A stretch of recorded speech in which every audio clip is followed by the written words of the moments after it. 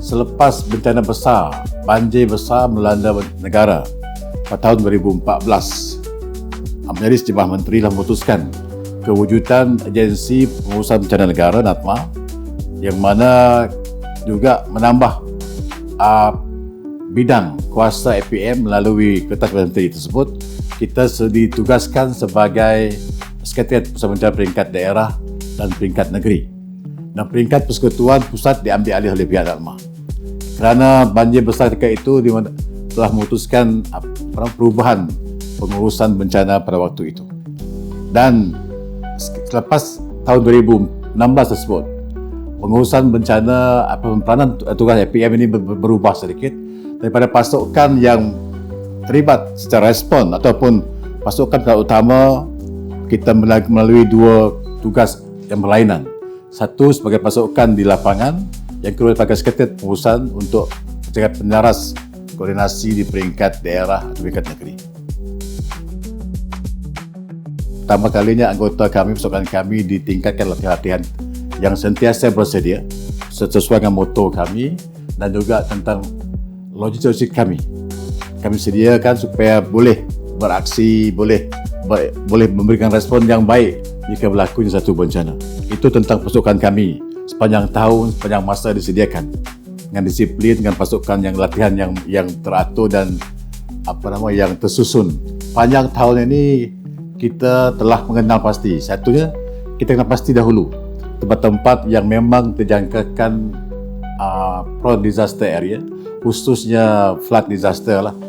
Tempat-tempat tentu itu kita latihan selain untuk kita mengenal pasti masalah situ, dan kita tahu masyarakat di situ mengambil tahu apa yang perlu dilakukan semasa bencana.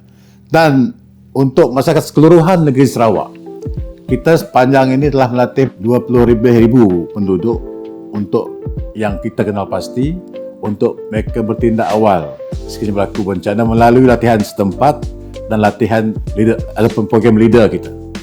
Dan itu menjadikan kita sebagai melalui direct touch, tapi melalui media sosial, media terkini setakat ini, kita melalui pelbagai kaedah, kita melalui perhubungan awam kita untuk terus menekankan tindakan-tindakan awal yang perlu diambil oleh masyarakat jika berlakunya sesuatu bencana atau kecemasan. Selebihnya kita bekerjasama dengan pihak media lain, khususnya penerangan, pihak-pihak RTM, media lain yang boleh memberikan info-info tertentu kepada masyarakat sekitar kita. Kebanyakan di Sarawak yang menjadi isu hangat, isu besar kita banjir, selain daripada kebakaran rumah panjang serta kebakaran tanah gambut. Itu antara isu-isu yang ataupun kejadian yang kerap berlaku menjadi satu tumpuan kerajaan negeri, khususnya pemimpin kita, untuk menyelesaikan masalah tersebut. Dan banjir di Sarawak ini, seperti mana kita tahu, Sarawak negeri yang besar dengan pelbagai kekangan geografi dia, dan kita telah mengenal pasti beberapa tempat yang sering berlakunya banjir. Asal berlakunya sesuatu hujan, satu perkara yang lebat, dah fokus ke arah itu. Pertama sekali, jika kita diarahkan untuk berpindah, kita tidak perlu untuk menunggu air terlalu besar. Peranan kami di lapangan, saya nak share satu benda. Kita kalau boleh, semua orang yang boleh bergerak sendiri, pindah dengan sendirinya lebih awal. So, dengan kerjasama semua pelbagai agensi, kita kena berpindah seawal yang mungkin. Setelah diberikan oleh pihak kami di lapangan, banjir akan berlaku dan kita perlu pindah untuk mengelakkan panik di masa perpindahan berlaku. Itu penting. Met Malaysia mengeluarkan amaran kuning. Patutnya sebagai rakyat Malaysia khususnya di Sarawak ini, kita kena dah tanam musim bulan November hingga 10 Mac, pengisytiharan musim MTL, monsun timur laut, oleh pihak Met, oleh kerajaan kita.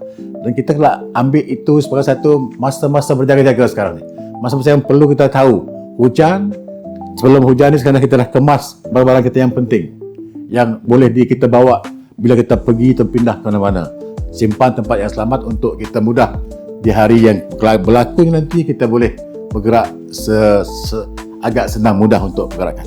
Jangan cuba-cuba meredah air yang paling deras yang walaupun nampak boleh lalu tapi kita tak tahu apa yang berlaku di hadapan. Pertamanya dikeluarkan amalan hujan kuning. Yang kedua jingga, yang ketiga merah. Yang pertama tu kita bersedia yang kuning untuk kita mengetahui kerana hujan tu boleh jadi lebat, boleh jadi tak lebat. Dan tetapi saya katakan tadi, jika amaran dah dikeluarkan semalam, pihak kami telah mengeluarkan satunya kepada pasukan kami di bawah, keduanya kita share di beberapa grup-grup kita, dan jika di situ hujan berlaku lagi dan masyarakat dan kami bersama masyarakat serta semua kita kena ambil peduli. Kita boleh hujan dan boleh berlakunya banjir khususnya pada bila-bila masa. Walaupun mungkin cuaca bagus, cuaca sederhana, sebelum ditarik balik oleh pihak Met, hujan masih boleh berlaku. Itu yang pertama, yang bersedia tu. Yang kedua, amaran jingga seperti yang dikeluarkan oleh pihak Met, hujan makin bertambah lebat dan kita perlu berjaga-jaga untuk satu untuk masyarakat, dua untuk pihak kami sebagai agensi. Di mana kami telah keluarkan anggota-anggota pertahanan awam di lapangan untuk memantau keadaan bersama dengan memastikan masyarakat bersiap sedia untuk berpindah jika berlaku hujan yang berterusan lebat.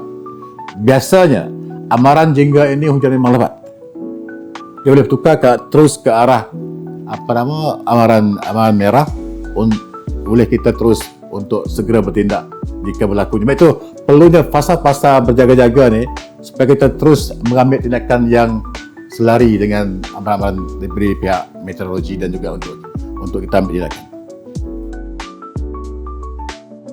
Jadi kami telah memastikan tim-tim kami di peringkat daerah. Kita ada satu penjarasan peringkat bencana bahagian ataupun daerah yang difokusi oleh pihak residen ataupun DO kita.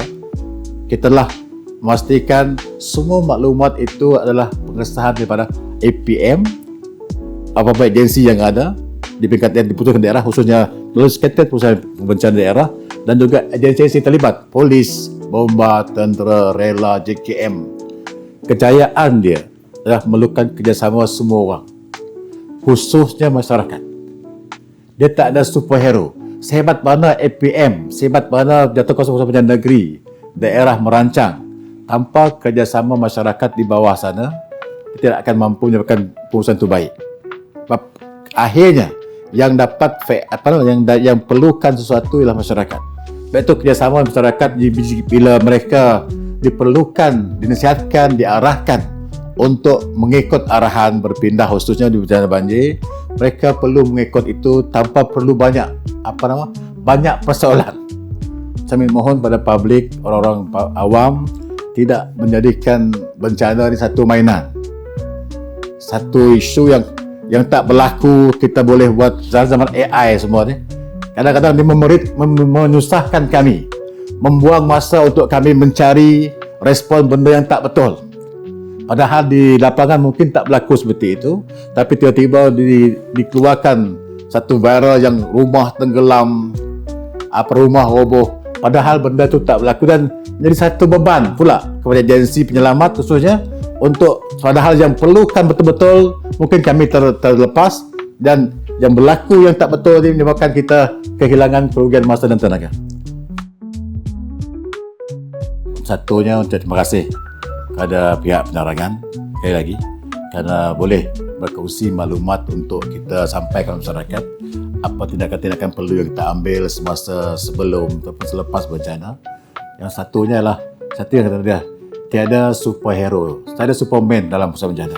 Kita perlu ingat dalam pusat bencana satu kerjasama yang bagus, yang baik dan insya-Allah kita akan pastikan kita boleh sama-sama untuk dalam keselamatan yang berjaga-jaga.